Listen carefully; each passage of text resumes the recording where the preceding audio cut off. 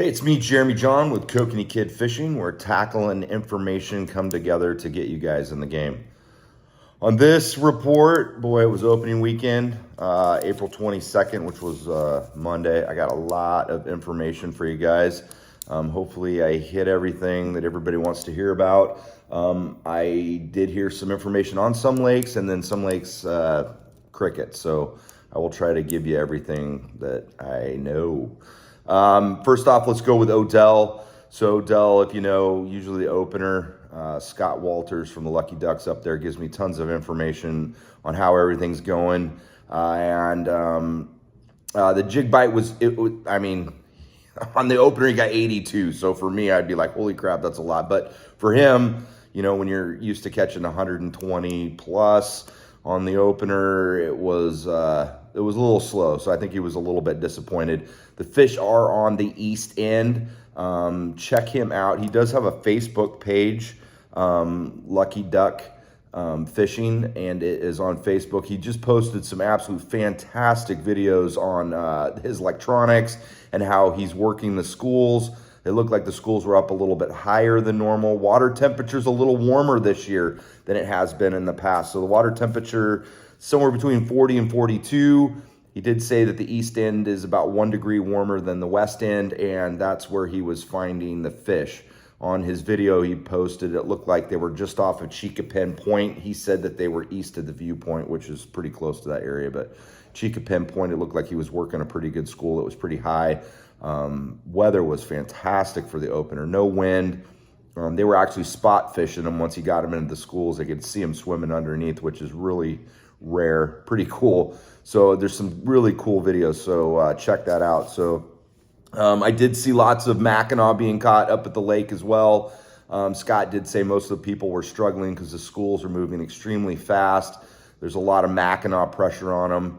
And if you watch his videos, you can tell the schools that he's trying to target don't have any Mackinaw under them. So just kind of a key. I know it's difficult. Most people like to anchor up and wait for schools to come around, but those schools are moving super fast. So if you do have good electronics, he does run Garmin on his boat, and you know how to use them, I think you're going to have a little bit of a better opportunity for the jigging up there.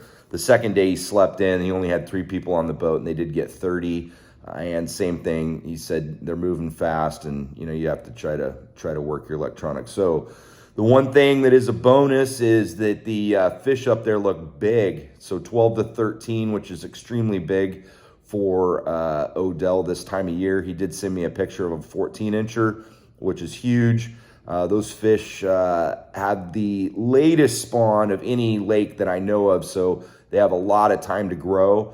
So I'm figuring, you know, you're probably going to get some more 16-inchers this year, probably in August during the troll bite. I did hear troll bite was extremely slow, unless you were Mackinaw fishing. So, but there you go for Odell. Green Peter, still nothing. Haven't heard anything about Green Peter or Foster. Just some trout pictures. I did see somebody post that they did get some trout. They did look like they were just planted. So, I mean, if you want to catch trout, great, but nothing on the Kokanee in there. I did have somebody ask me about Lake Billy Chinook. So there's lots of Kokanee in Lake Billy Chinook. They do look on the small side, and the fish have copods.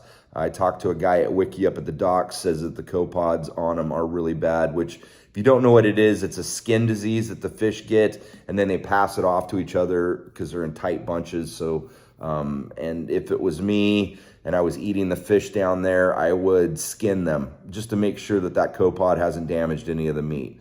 Nothing wrong with it. They've had copods ever since I was a little kid in there. You just got to make sure that copod hasn't, it's a little parasite, hasn't gotten into the meat, and they're small. Now, would I fish it? Not after fishing Wikiup, I wouldn't, but we'll get into that later. So Lake Billy Chinook, there you go. The gate at Paulina and East is still closed. Normally it opens up on Memorial Day weekend. It is supposed to open up earlier. I don't know when. I'm going to guess probably the 12th, something like that. The snow isn't too bad over there. So the campground at Wikiup didn't have any snow in it at all, just up, which is kind of nice. So snow isn't that bad, and the water temperature is a little warmer than normal. So I would expect that to get opened up. I'll try to keep you posted when that opens up. That's going to be a hot lake. Should be lots of fish up in it. Plus, they've upped the limit. I don't know if you watched my last video. So ODF and W raised the limit for Paulina, for East, and for Crescent Lake to 10 kokanee per person. So you can keep 10. What you're doing is you're exchanging your trout limit for kokanee. So don't go up there and catch 10 kokanee and then think you can catch a couple trout, because you can't. If you do keep a couple trout, you have to subtract that out of the 10 kokanee. So again, if you catch 2 trout, then you'd be able to keep 8 kokanee, and so forth and so forth. So don't get caught with more than what you're supposed to have. So 10 kokanee, and then you're done for the day. Or if you do keep a trout, like 1 trout, then you'd be able to keep 9 kokanee and your 1 trout. So just a heads up for that. But the lake is gate's still locked at that one. Detroit, my buddy Logan sent me some pics. He did go Saturday and Sunday and absolutely clobbered them. I can tell by his time. So he sent me pictures at 9:30 and 9:49, and he was off the lake with just an absolute ton. He did go on Tuesday, and the picture he sent was at 1:39. He said he had to work for them. He fished all over the lake to get his limits for his clients. So he was on the north end. He went over to the south, or the north side of the island, went to the south side of the island, and then even over by Blowout to get his clients the 20 fish. He did say that the blue micey bugs, the green micey bugs, and the purple twisted hoochies were what was working best for the 3 days he did fish. He does fish for other things too, but it's Logan from Chicken Little Guide Service.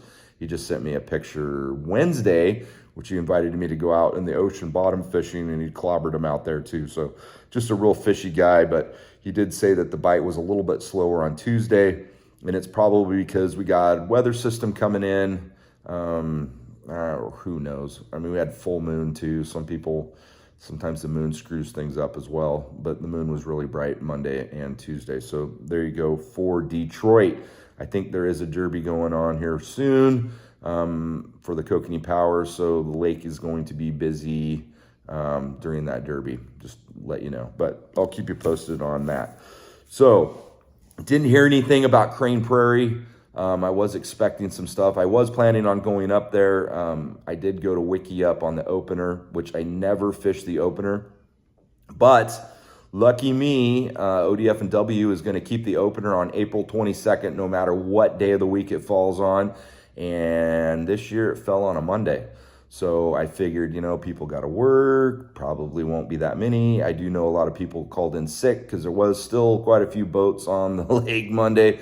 So, and then Tuesday when I fished it, there was hardly anybody. The lake was pretty dead just because it was a work day. Next year it falls on a Tuesday, so I'm probably going to go fish it again. Yeah, it's a lot better than a Saturday with tons of people on the lake. So if you didn't know, the wife and I, we decided that we were going to go over to Wikiup for the opener. I was planning on staying through Thursday, but there was some weather that was going to come in on Wednesday night, so we left early. Boy, am I glad I went. So I didn't end up with a lot of numbers. The first day we went out, I went up the Davis Arm a little bit to go fish a bay up there they call Crenshaw Bay. And that's where one of my friends caught quite a few fish last year. I didn't mark very many fish in the bay. I did catch one really nice sized trout over where the willows are out on that side. And then one of my friends, Chris Benji from, he lives over there, kind of over in the Sun River area, but he saw my truck in the parking lot and he called me, and he was fishing down by the dam. And so he sent me a picture. He goes, "Hey, I got one on Wonder Bread." And it was a really nice fish. And I said, "All right, keep me posted. I'm going to stay up in this area." Then he sends me another one and then another one. And I told my wife, I said, "We got to go down by the dam," which is not where I would fish normally this time of year. And if I could redo Monday, I should have went with my gut and fished off those flats off the Davis Arm, which my dad calls the killing fields, and stayed just off of the main channel. There's a couple little flats that come off. I'm going to show you a little map of where I'm talking about. But those flats normally are about 16 to 18 feet of water. Right now they're about 9. feet of water, still fishable. And I will tell you, the two biggest fish I caught during the trip were in 9 feet of water. But fishing just off those flats, if I could redo it, that's where I would have started first thing in the morning, and I would have stayed over there. I did go to the dam. That's where Chris likes fishing. That's the only place he fishes, is down by the dam. He did catch quite a few on Monday. So I will tell you that there are fish all throughout the whole lake system. So they're not just concentrated in one area. Water temperature again was right around 50 degrees on Monday. Then Tuesday it got up to 53. And then when I fished it Wednesday, which I slept in Wednesday, and if you don't know about the Lapine Wikiup area, you have to unload your entire boat, or you'll have things missing in the morning. So we got down. I told my wife, I was like, let's go fish for a couple hours before we load up camp and leave. So I loaded up my boat. I started fishing at about 11:30. Yeah, I know, 11:30. The wind had already picked up, and it was really brutal. I did lose 2 on Wednesday going across where the Davis arm and the Deschutes arm kind of come together, going across that area and then over into heading over to the flats. I hooked 2 on black twisted. So on Monday, I went 2 for 9. Yes, that's right. We lost a bunch of fish. And then I caught 3 trout. And then on Tuesday, I went 2 for 3. And then I got 1 trout on that day. And then Wednesday, really, I wouldn't consider it fishing. We lost 2 going across. It seemed like everybody was picking up a few. I did get a text from Chucker Dave. That's his handle. Probably one of the best fishermen on the lake, and on the opener he did get 27. So, and he said he was fishing kind of off of the main channels, off of the flats a little bit. I wish he would have texted me a little bit earlier in the day. He texted me kind of late, but that's okay. On Monday, the opener, when I went back to go get lunch, and then we came back out. When I was fishing off of those flats, that's when we were really hitting it.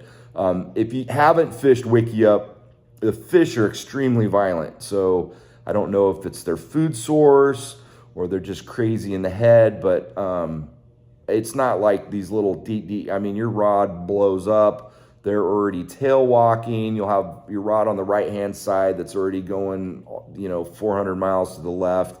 I did have 2 fish absolutely break me off my main line, which if I ever watch one of my videos, one of my tips is make sure at the beginning of the season that you put new line on your reels. Guess what idiot didn't do that? Me. Yes. So I had 2 fish bust my main line off. Man, what a knucklehead. So I am going to put, actually probably tomorrow, I'm going to go drop my reels off and get new line put on them. So I should have did that. Knucklehead. Again, always second guessing myself, trying to figure out what's going on, but the fish are huge. So they're running between 15 and 17 and a half. One of the ones my wife got was pushing 17 and a half. Chucker Dave did get a couple that were in the 19-inch range, but super beefy, super solid. They cut really, really well, but boy, if I could pick any kokanee that I could eat, it wouldn't be a Wikiup one. Even though, they're not horrible, taste quality, they're okay. So we ate some when we were there. Actually, 2 of my friends, Bryce and Carly, came over and fished on Tuesday with us. They brought their boat. They'd never fished the lake before. They followed me around because they didn't know the lake, and they ended up with 3. And then they came back to camp, and we had a fantastic time just talking and BSing and figuring out our trip that we're going to be doing in May, which we're going to go hit Flaming Gorge again. So that was fun. And then we had some fish, and they agreed that the fish quality is not up to par, but man, oh man, what fantastic fighters. I mean, just crazy. I did have a couple custom rods made by Ryan, and he is from Not From Hire Custom Rods. And his dad, Kurt's the one that we met down in Eugene. With him and Ryan, they were building rods down there. And I had them make me a couple rods with some rain shadow blanks. They worked out really well. There's a few little tweaks I want to do. He made one with some micro eyes, which I absolutely love, and then one with a little bit bigger eyes. He was thinking that possibly the bigger eyes would work better, but boy, I like those micro eyes. So I've got a couple videos. You'll see them with those rods, but they worked really, really well. Super nice. I had him extend the handle a little bit so it actually sits up in the rod holder a little bit higher, but I like it because it hits me in the elbow here, which is fun for fighting a fish that's taking out line like crazy, like the Wikiup ones. And it's going to work good for the Kokanee Lake trip that we're taking. And then we're going to Payette, and then I'm going to Flaming Gorge, and then I'm going to Anderson Ranch. So we're trying to fish 4 lakes that have oversized kokanee in them. Hopefully I get some monsters, and these rods should work out really good. So you can check them out. Not for hire custom rods.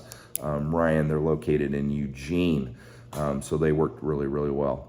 So when I went over to Wikiup, I live in Salem area. I went down towards Eugene and then cut up over the top 58 and then took the Crescent cutoff road and then went to Wikiup that way. That was actually faster. If you don't know, the Odell Sportsman Center, which is up in Crescent, right across from Manley's Tavern, does carry my tackle. The best lures that I had that were working for me was an orange and black super micey bug with a gold blade, the orange twisteds, and the orange micey bugs were working good. And that's what my buddy Chris was catching them on. Actually, his first one he caught was a Wonder Bread.